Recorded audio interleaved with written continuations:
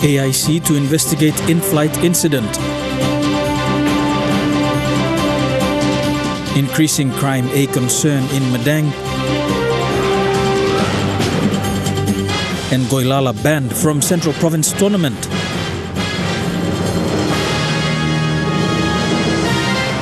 This is National EMTV News with Merba Tulo.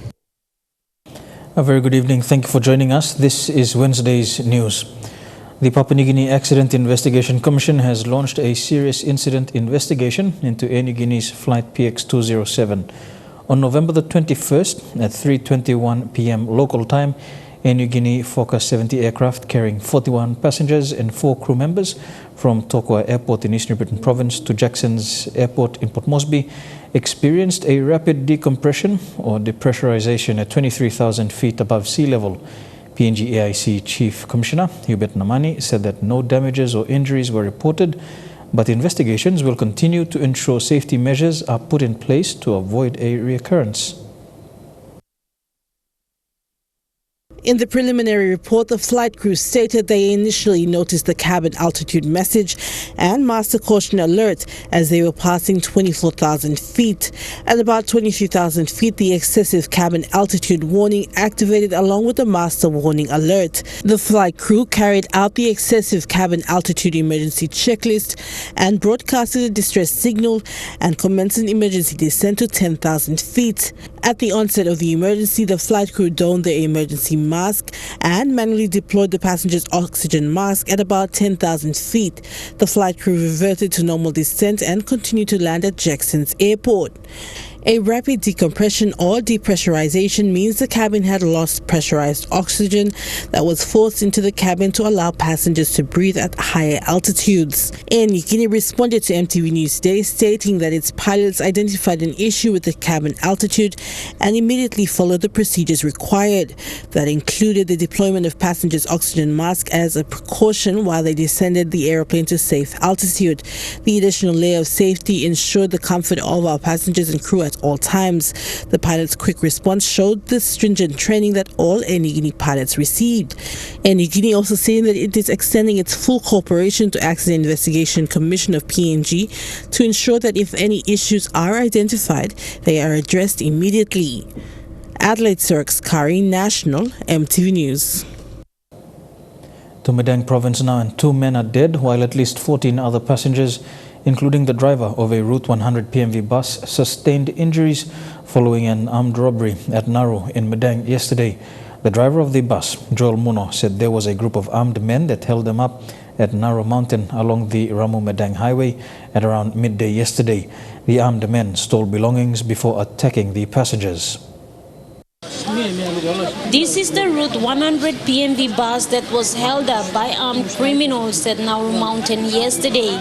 The driver of the bus, Joel Muno, said there were 2 other vehicles traveling closely behind them. Muno said when the 2 vehicles saw that they were held up by armed men, the 2 vehicles drove back in fear and left the PMV bus. The men stole everything from the passengers before attacking them.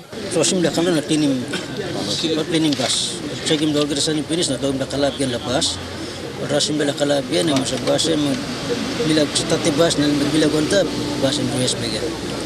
Bas US bagan pura la train mi blapim bas pura la train or kamo sa gen or pronim bagan la stolo. Pronim bagan la stolo guran ni mas mi peron guran finish na pe mana bos kuron kamanta bagan. Usap ganmen sadani setiam sa. Bus owner Alice Banik said there were more than 10 armed men that held up the bus. She said something drastic needs to be done to address the continuous armed holdups happening along the Ramu-Madang highway. Community, like this plus now. All narap na bus to, lekam sabot kami plalong, may plan masih kam lo PPC na, all authorities lo, mas kami plalong la tok. Safety belong all passengers, and Christmas and peak period lo. School pekinini na all passengers logo kam so may plakam now lo PPC on time authority. Unfortunately, police minister may stop on time plan. Meanwhile, bus owners and the traveling public are calling on community leaders living at Nauru to work with police and bring those suspects involved forward so that they can face the law. Martha Louise, National EMTV News, Madang. Meanwhile, PMV owners in Madang are protesting the death of the two men following the armed robbery. The two were passengers on the 16-seater PMV bus when they were held up at Naru. The killing has prompted bus owners and concerned citizens to front up at the Jomba police station today to air their frustrations to the provincial police commander.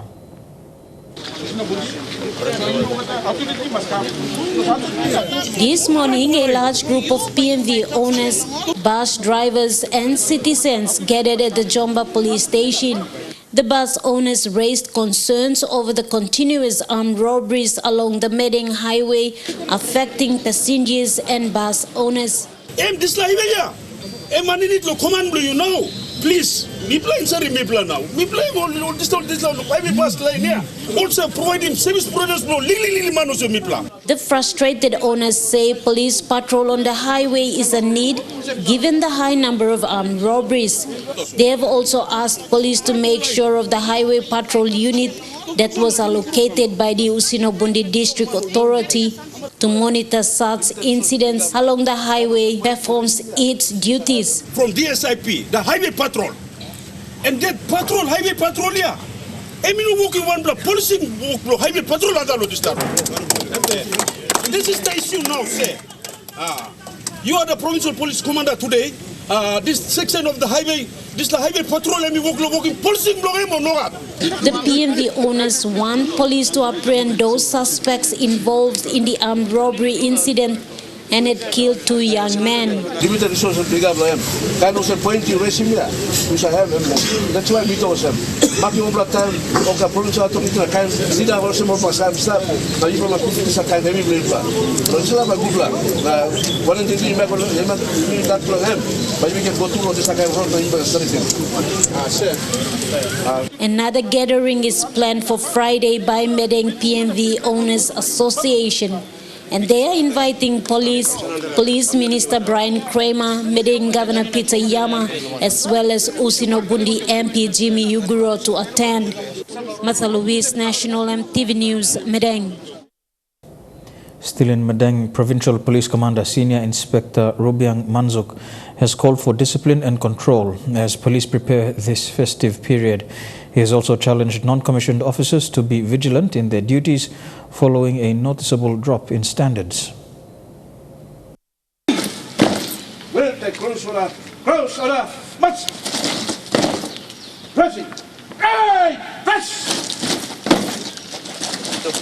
This morning, the Provincial Police Commander for Madang held a small parade to address his officers. Senior Inspector Rubiang Manjuk called on non-commissioned officers to improve on their performance so young officers can learn from them and follow orders. Manjuk said most officers in the province are willing to work but cannot perform due to the lack of command and control from senior officers and NCOs. Los commanders and NCOs were failed. You talk about not blaming you, it's problem to you, otherwise it's the NCOs. They are not delivering instruction. Now, interactive from my office to each and every one of you. That's why discipline is very, very poor in this place. I want improvement on this. The parade also marks the beginning of the Christmas and New Year operations for police in the province.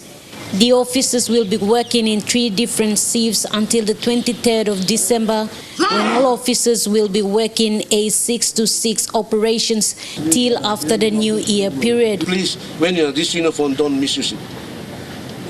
You carry out your job effectively, efficiently, and save the people of Papua New Guinea and Madang province. Please don't make silly things. Now you bagaw implement. Madang Traffic Police received 2 police motorbikes and a police car that were used during the APEC Summit last year, while a drone donated by SP Brewery under the PNG Export brand was given to OIC CID to use. It was used in APEC meeting Mosby. But after the meeting, it was delivered to us by Commissioner of Police and our ACP, and Northern Command, Mr. Peter Guinness. Martha Louise, National EMTV News, Madang. To Eastern Highlands Province now, and people from Bilimoya village in Kainantu, Eastern Highlands, have raised concerns over the deteriorating state of the only road that links them to Kainantu. They said since the Kainantu mine began its operations, they have not seen any development in the area and the only road has gone from bad to worse. Bilimoa village is located where the Kainantu gold mine is. This is the deteriorating state of the only road that links Bilimola village to Kainantu town in Eastern Highlands province. Bilimola village is where the local landowners of Kainantu gold mine come from, and the mine is located in this area. In an annual general meeting for the Bilimola Landowner Association, the people said they have been suffering for many years and they want the developer and the national government to help.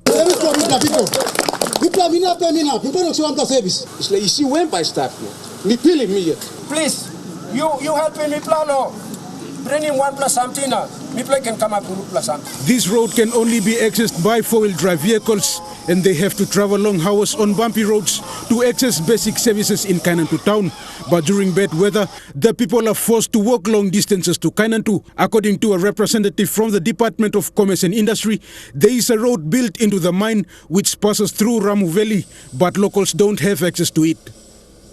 He says the government, through the Department of Commerce and Industry, is committed to ensuring landowners benefit from their resources. Landowner stop what is ground and that one is ground. Consent no government. Department no very serious. But the only problem that could be a hindrance to service delivery, including benefits from the mine, is the issue with Bilimola Landowner Association. During the annual general meeting, the people said there are two chairmen and the people are confused on who is the right chairman. A representative from the provincial government who was there to witness the meeting urged the landowners to solve in-house issues and seek assistance from the provincial government. Ting blow government blame me pita no stop or sem. Like work one time, one plat team. So, looks out some two plat team, so banana take him sides. Banana take him side law. One play you stop lap or no got you play more line blong em. Rayon Lakingu National, MTV News. You're watching National MTV News. We'll be back with more right after these messages.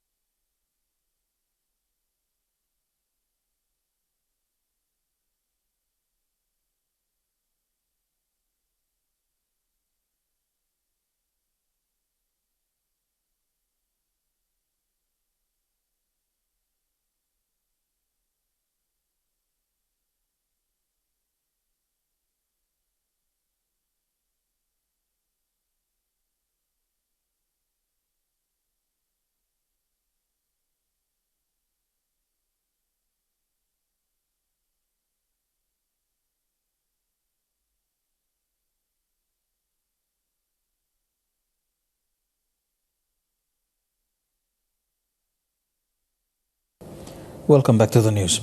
The National Judiciary Staff Services will soon implement its e-judiciary program following the launch of the Pacific One communication satellite on Monday. Pacific One will allow the judiciary to make free on-net voice calling, video conferencing, and utilize high internet speed. Senior members of the PNG judiciary travelled to the US earlier this week to witness the launch. 5, 4, 3, 2, 1, 0. Ignition. The Pacific 1 communication satellite will stream broadband to Papua New Guinea and 24 other countries in the Asia-Pacific region. It is said to provide the most powerful signal level designed to deliver high-speed broadband services to rural areas. Senior Supreme and National Court Judge Nicholas Kiriwam, who was present at the launch, says this pilot program will contribute to online judicial training in the Pacific. For judiciary, we will extend a successful satellite pilot to provide online education and training in Papua New Guinea and even across the Pacific to keep our Pacific judges and magistrates up to date and to reduce extravagant expenses associated with travel to attend classroom-based courses conducted anywhere in PNG or any other smaller Pacific island nation country. Chief Justice Sir Gibbs Salika was also present at this occasion and commended the successful satellite launch, adding that the country's laws will soon be accessible to every citizen. The laws and all these are not readily accessible to our people, but they can be made accessible through this digitalization project. Everything is the laws are going to be online. And and when they're online, you are able to access the laws that ordinary people in Papua New Guinea do not have access to. Over the next few months, 25 remote sites across the country will be equipped with a satellite dish and a modem to connect to the satellite. Pamela Barara, National EMTV News. Following the government's call to promote and encourage Papua New Guineans to work their way into SME opportunities and agricultural initiatives, Prime Minister James Marape recently opened the Walter Farming Association Buying Point for fresh produce in Namatanai, New Island Province. The buying point has been in operation for over a year, supplying fruits and vegetables to National Catering Service in Lihir Mine. Newcrest Limited recently signed another contract that will have WFA buying point continuing to supply NCS for the next 3 years. Marking its first anniversary, the buying point reached another milestone by breaking its daily average record of 1.8 tons to 4 tons of fruits and vegetables shipped off to NCS Lihir Mine in just one day. Impressed with its outcome, Namatanai MP Walter Schnobelt says the major contributors of the buying point is the people of Namatanai. We signing 3-year contract. Thank you, Newcrest, and thank you, NCS. I'm display now, and minimum assembly display term contract. We got now over or close to 7 million kina is dedicated and committed to come to buying fruit and veggies buying point. Adding that it has increased the confidence of farmers in the buying point. When me one bell straight lo Newcrest there, we only saw him. We planning long Walkman, Long Island, and all Papua New Guinea, all him Celia position. Now only like I'm the meeting social responsibility blow. Now helping you your farmers inside of district on Matanai. The agreement signed with Newcrest to supply NCS in Lihir Mine encourages and supports the growth and development of SME and landowner companies through collaboration. A good example of this is the purchase of the fresh produce and seafood from the Matanai Vegetable Depot by NCS at our Messing facilities over here. We just saw the video of some of that. We've been promoting local business development with our business partner Australian Business Volunteers, which will support these local businesses to operate. Officiating at the anniversary commemoration during his visit to Namatanai, Prime Minister James Marape said Namatanai's buying point is a step in the right direction. Thank you, Namatanai, for embracing a small concept that will be told to the rest of the country that Pasi Namatanai must be embraced by the rest of the country in going back to agriculture and going back to small rural-based industries that I look forward that one day this small thing grows into becoming bigger thing. Marape adding that currently only 10% of the population is carrying the rest of the population, which is a concern. The least you can do, lick you can walk him, go back along house line, be an economic, productive person, go to ground below you. Look him, one him can grow to ground below you, then make him hand below you dirty. Around 90% of its 5,000 PNG workforce is local, which means the agreement signed between NCS and the WFA buying point stands as a highlight of the benefits that flow to communities across the country. Anakora, National MTV News. Lay Catholic Diocese Bishop Rosario Menezes is focusing on helping the livelihoods of people in rural parts of Morbe, apart from his religious responsibilities. Bishop Menezes said this after celebrating his first anniversary as a bishop with more than 500 parishioners in Lay on the weekend. He said Menyamia is one of the districts he visited that's lacking a lot of government services. The Catholic Bishop of Lay Diocese Rosario Menezes told MTV News yesterday that the people of Menyamia are still finding it very difficult to access government services. Most services in the district are provided by faith-based organizations. This came after he celebrated his first anniversary as a bishop with more than 500 parishioners during a combined mass in Lay on Sunday. When I went to Menyamia, we had in the station, there was, last year we had started one clinic. And then when I went there, people were very, very happy that there is a clinic in their village. It's very remote, inaccessible, no government services. And people told me, if the church is not here, we are forgotten because government does not take care of us. Bishop Rosario is from India. He was posted to serve in PNG 19 years ago. He was serving as a priest for the past 10 years in other centers of PNG before he got elected as the new Bishop of Lay Diocese last year. The bishop has been traveling around Morbe to see how people live, especially in the remotest parts of the province. But like Watut and above Gumi, they call, there is a village, and they have to walk whole day to come to Watut Health Center, whole day. And imagine people carrying the sick people coming down, carrying them and coming down because there is no road access. So I want to, along with the government and along with the Lutheran Health Services, because they are the majority here. Bishop Rosario thanked the previous bishops for the health and education services established under their religious administration. The bishop said he would continue to serve the people not just spiritually, but physically as well. I want to establish some kind of like schools and health clinics in the remote places where people cannot access these services. So that is what is my aim. It's not only preaching the good news, yes, that is our priority, but also we have to look after the physically we have to look after the people. It's not enough that we only go and say. Julie Badui Owa, National MTV News, Lay. From next year, PNG students will be able to obtain a senior school certificate and possible Australian tertiary rank through Pacific Secondary School Scholarship Program. This was formally agreed to this week through an agreement between Education Minister Joseph Yopiopi and Australian High Commissioner to PNG Bruce Davis. Okay. Education Minister Joseph Yopiopi and Australian High Commissioner to PNG Bruce Davis agreed officially on Papua New Guinea's participation in the Pacific Secondary School Scholarships Program commencing in 2020.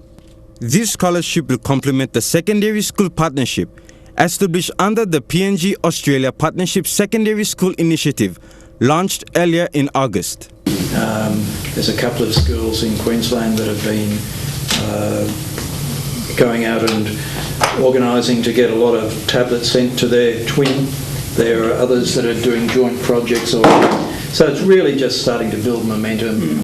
High Commissioner Davis said this partnership has the right concentration on STEM education and is also a good chance for both parties to work together.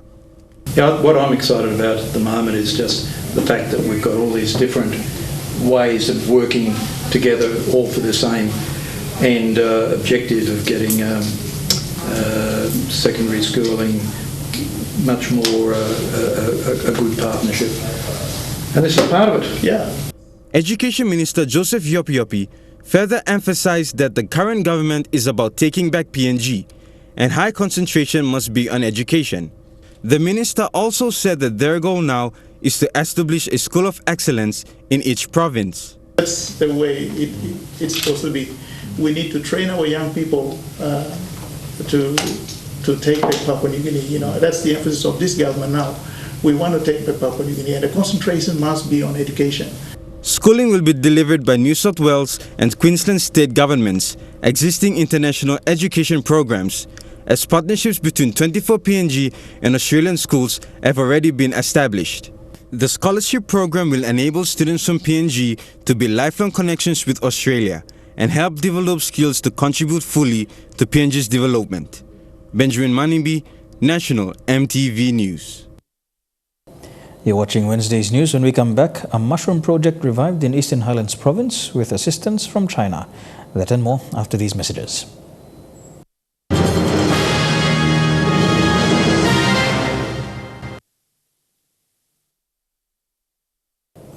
Welcome back to the news. A sister province arrangement between Eastern Highlands and Fujian Province in China, established 11 years ago, is finally bearing dividends. After more than 10 years research, farmers in the Eastern Highlands are now actively growing mushrooms and rice with the aim of reducing their dependence on rice imports. The project is headed by Eastern Highlands Provincial Administration, with technical support coming from Chinese scientists from the Fujian Agriculture and Forestry University. Usually the mushrooms you get in Papua New Guinea are expensive and the technology behind it is a mystery to many of us. But in Goroka, a provincial government project backed by a team of Chinese scientists are teaching Eastern Highlanders how to grow their own mushrooms. And this is what it looks like: simple and inexpensive. A project that uses materials that can be easily found in Goroka. Welcome start way back long. 1996, where one officer in charge of Eastern Highlands Provincial Administration named Brian Y. I mean, one offer long go working training in the mushroom school long China. So time I go training finish, I come back. I mean, try to introduce him in charge long and become also one government program. Last project and by come inside long program the government. One of the first things that you notice when you enter the small research compound tucked away in North Goroka is the tall grass. The plants look like the local pit, but the stalks are thicker and the leaves are bigger. They call it lin grass after the Chinese professor from the Fujian Agriculture and Forestry University, who has been leading the mushroom and rice research since 1998. The grass brought over from southern China is central to an interdependent agricultural system that is being adopted by farmers in the Eastern Highlands. But at present, the primary use of lin grass is in the creation of growing material for a highland mushroom variety. First, we cut the grass, then put the grass under the sun, dry them. After dry, we use a machine to grinding the grass into powder. After grinding into the powder, we counting familiar to mix with water, with other elementary together, mix, then put into the plastic bag. Because it's very dry, isn't it? Lin Yinjing is an agronomist who first came to Papua New Guinea in 1998 to work on the mushroom research. He says it took a lot of experimentation and time to develop a suitable method of mushroom growing, and the Eastern Highlands climate is perfect. The material, you have a lot of material first, because your climate is suitable for that grass to grow. The yield is very, very high. 1 hectare sometimes can reach 800 tons fresh grass. So the yield is very high. Second, because this kind of mushroom, round the year in East Highlands province can grow round the year. Every time, whatever dry season or rain season, every season you can plant this mushroom. So it's very suitable for East Highlands province. China aid funding too. Almost also 15 million for 3 years program. And then the Chinese aid program too. Also, I think long counterpart funding long national government too, and give support to the provincial government too. So by roll out inshallah province they go outlaw country to one them. This project has a 10-year history. In 1998, the Eastern Highlands provincial government signed a sister province cooperation agreement with the Fujian province of China. The governor of Fujian then was Xi Jinping, who is now the president of China. May 2000, this time Honorable Petty Lafana MP staff governor, Mgola China na. One them now current president of China, Xi Jinping, MP staff governor of Fujian province, to implement signing sister province agreement. Through this arrangement, you got technical cooperation arrangement. So through a technical cooperation arrangement, only arrange him one time Fujian Forestry and Agriculture University, all expert by come inside law, bring him roll him out the technology, transfer him come inside law, Eastern Highlands, support him, help him. First country that they introduce is Papua New Guinea and in Eastern Islands. And we Eastern Islands are privileged to have this here. Now it's rolled out to Africa, Fiji, and some other countries. But first here in Eastern Islands.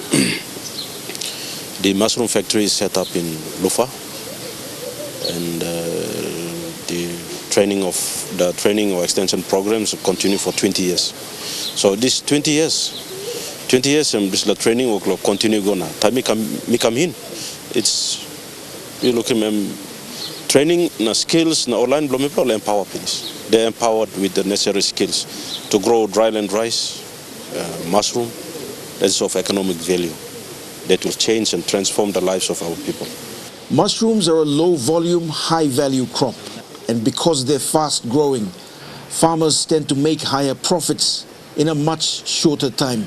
The Eastern Highlands wants to reduce its dependence on rice and other goods, and having a combination of rice, mushrooms, livestock, and feed, communities won't have to buy some of the food items they currently get in shops. Scott Whitey, National MTV News, Goroka. You're watching National MTV News. Coming up next in Trukai Sports, Team Goilala banned from participating in the Central Province Premier League, and Port Moresby Vipers to take on Mendy Muruks in a friendly match. Stay tuned for the details after these messages.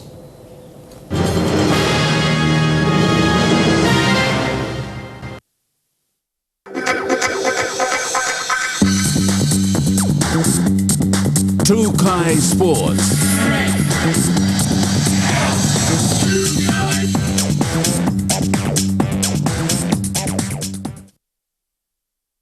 Welcome to Trukai Sports.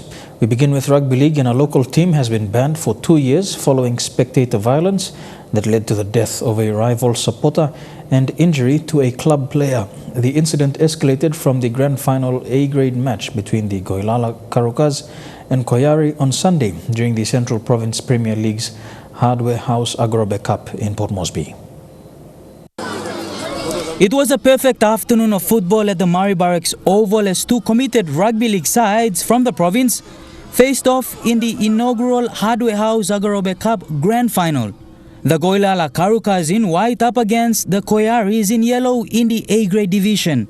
The scores were locked at 6-all second half before a spectator violence erupted following an on-field incident. The spectators moving into Thomas Kaikai from the Koyari team, assaulting him in a corner. While this was captured on camera in another corner of the field, a Koyari supporter was stabbed on his chest. He died from loss of blood. The rugby league body managing the competition is the CPPL. It's an affiliate of the PNG RFL Southern Conference. Through its wisdom and spirit of the Constitution, the judiciary reached an outcome. The spectators involved were supporters of Goilala Karukas. So Goilala Karukas are held responsible for any incidents that happened. 2-year ban on the club under the name Goilala Karukas. While the decision is strong, the judiciary notes that violence is not directly related to the team and has given the team an option to appeal the decision. Players can reclaim their club through an appeal. That's what I'm saying. They can. This is because they're saying we sacrificed our players' prize money for the house cry. You should sympathize on us. The Goilala team has accepted the ruling and are truly disappointed in the actions of their supporters. The management of the Koyari team have also welcomed the decision. On behalf of the club, I sympathize with the players of Goilala. I know they are innocent. The Goilala team has been consistent throughout the 2019 season to 1 point leading the competition. The death leaves the players now open to play for others in the league or competitions come 2020. Bradley Valenaki, National EMTV Sports. Still on the spectator violence story, the Goilala Karukas have apologized openly on behalf of their supporters to the immediate family of the Koyari supporter who was killed on Sunday. Sunday's game and the violence that broke left the organizers no choice but to call the game off on a draw. The prize money split between the winners, but the Goilala Karukas took it upon themselves in true Central way to settle it. From the 13,000 kina prize money, 1,000 kina was given to the judiciary, 10,000 kina was given to the house cry or wake of the deceased as bell call money. On behalf of my players from Goilala and my people of Goilala who were supporting, I sincerely apologize to the people of Koyari and my good brother Koyari players. The Goilala team was very consistent this year in the CPPL season. They even topped the competition.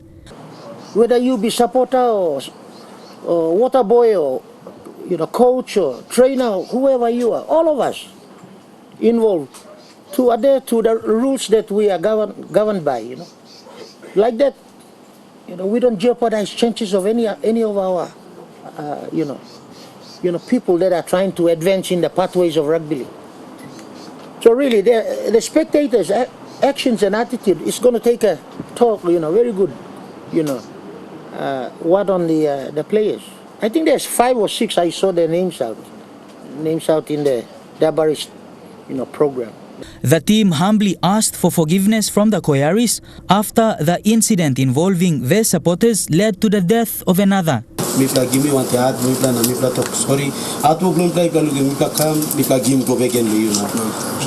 Outsiders make him, but with is the heart when the player side, game so with the respect, is using the money go and make one something like make him at least sorry straight. The immediate cousin and guardian of the deceased, identified as Patrick Tolove, accepted the apology. Thank you,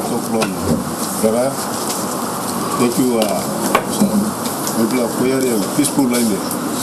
It's like I come up and play now. Take advantage again. And finish now. He also appealed to the competition organizers to help meet funeral costs. You play online organizing this CPL, loan, help him pay him funeral home one time, flight to go on place. The body of the deceased is now in the morgue and it's understood a wake is held at one suburb in Port Moresby. Bradley Valenaki, National EMTV Sports. To some other rugby league news, and the Port Moresby NCD Vipers will have a match against PRK Mendi Muruks at the end of this month in Mendi, Southern Highlands. This is an initiative of the Governor of NCD and supported by his Southern Highlands counterpart to promote peace and harmony among the people of Mendi this festive season. 2019 has been an eventful year for PNG in the arena of politics, to the hard-fought battles on the sporting field, but with some positive results. Up in Mendi Southern Islands province, it's a different scenario. Few months ago, the town was in chaos. Many people may describe Mendi as unsafe, and this has changed the perception. Whilst this remains a problem to the province, the NCD Governor Powes Pakop has stepped in with an initiative to host a game between the Port Moresby Vipers and Mendi Muruks, with the aim of bringing hope to the people of Mendi through Rugby League. They are all ready, and we are going to have a game before the end of the year. And this game, we are initiating it with the support of Governor William Powey. Both of us are endorsing it as a game of hope, to bring hope and to open up Mendi, to change perception and to show that Mendi is ready for PNG games. Mendi is ready for business. Mendi is ready for tourism. Mendi is ready for a greater future and to go back to normal. Sape Molomi, representing the Southern Islands governor, thanked PACOP for the initiative to help change the image of its people. And because of few people's attitude and all this, our image has been spoiled by media and especially by the burning down of the plane. Those few people, criminal elements, all this, but majority of our people are very good. And Governor, thank you for your initiative and thank you for realizing that. Both Governor PACOP and POWI will witness the game. According to PRK Mendi Muruk's franchise manager, Eric Alom, the governor for Southern Islands is yet to set foot in the province, and this match may be an opportunity for POWI to officially speak to his people. We look forward to also welcoming our governor. I think that's the expectation from the people. They want to see their governor for the first time, maybe since 2017, to come back to the province, talk to the people, be with the people for a few hours, that or whatever it takes. And I think Governor PACOP, you being there, it will change the whole thinking and anticipation, and I think the outcome is going to be positive. Okay, from us, we are ready. We're ready to play the Vipers. Port Moresby Vipers chairman James Enagis says the team is ready to take on the Muruks and is excited to be part of this initiative. For us, while Rugby League excites the team and the management and the players, it excites us more to try and do something good at a time like this. We're looking forward to that particular game, and hopefully it will bring peace to many. That changed the perception, and we support the cause of the game and help greater outcome in this case. Suli, National EMTV Sports. Still ahead in Trukai Sports, draws for the 2020 Queensland Intra Super Cup released. We'll be back with the details.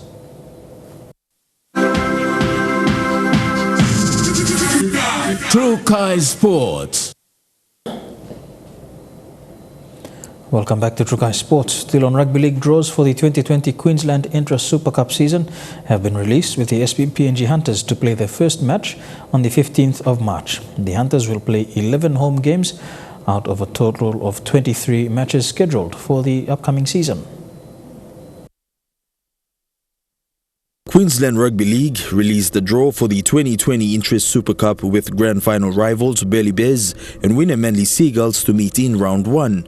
The grand final rematch is locked in for PZ Park, providing Burleigh fans with an early opportunity to watch the team begin their premiership defense from close quarters under newly appointed coach Rick Stone. The SP Hunters opening match will be played on the 15th of March against South Logan Magpies at Davis Park.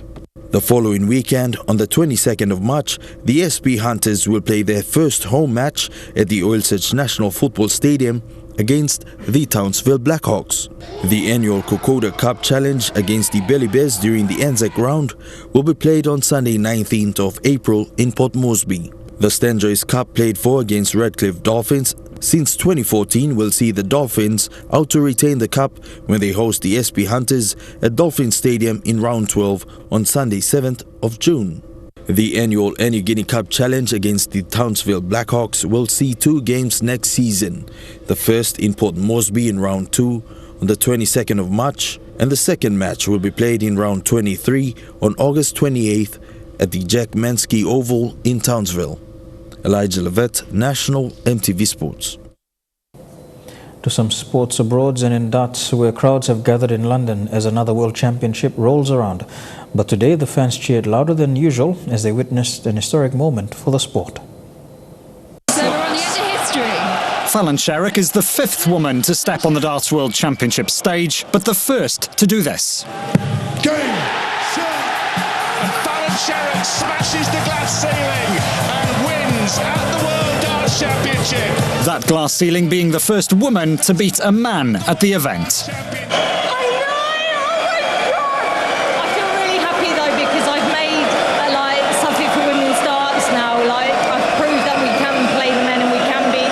She's carrying carrying the mantle for the women's darts at the moment. She's the last lady standing, and I'm so pleased she's still standing. Not only standing, but carrying a raucous Alexandra Palace crowd on an absolute roller coaster from the get-go.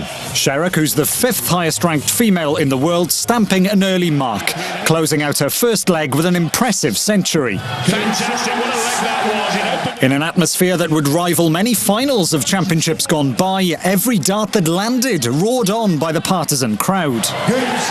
She gets it. The only moment of silence as they all held their collective breath ahead of the winning dart. A moment set to live on in darting folklore. He gets it! A moment of sporting history at the Alexandra Palace! I just can't believe it. I just feel like I've made a great achievement for ladies darts. Her family and the crowd leading the celebrations. It's the hard practice she has put in for this. She has nothing but practice, practice, practice. But beyond just practice, she held her nerve in one of sport's most highly charged cauldrons and go where no woman has gone before. That's how we end Trukai Sports this evening. We go for our final break. When we come back, a look at the weather forecast for the next 24 hours. Trukai Sports.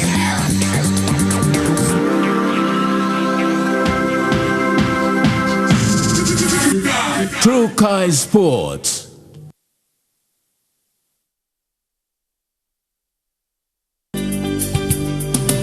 This weather update is proudly brought to you by Money Plus.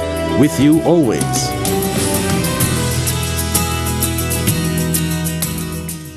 A look at the weather forecast for the next 24 hours in the southern region. Mostly fine in Port Moresby. Fine weather and a top of 32 for Daru, Kerman, Alutau. A shower or two expected in Popondetta. To the Momase region, a shower or two expected in Ley, Madang and Wewak. Thundery showers in Vanimo. Cloudy weather and some showers expected in Wau. To the New Guinea Islands region, thundery showers over the next 24 hours expected in Lorengau. Fine becoming cloudy later on for Kavieng, Kokopo, Rabaul and Buka. Partly cloudy in Kimbe as well with a top of 32 degrees. And in the Highlands region, cloudy weather and some fog developing in Goroka and Kundiawa.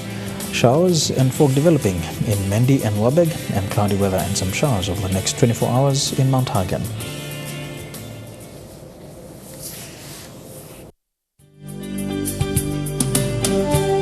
The weather update was proudly brought to you by Money Plus. With you always. That's been the National EMTV News this Wednesday, the 18th of December 2019. On behalf of the National EMTV News team right around the country, pleasant viewing. Good night.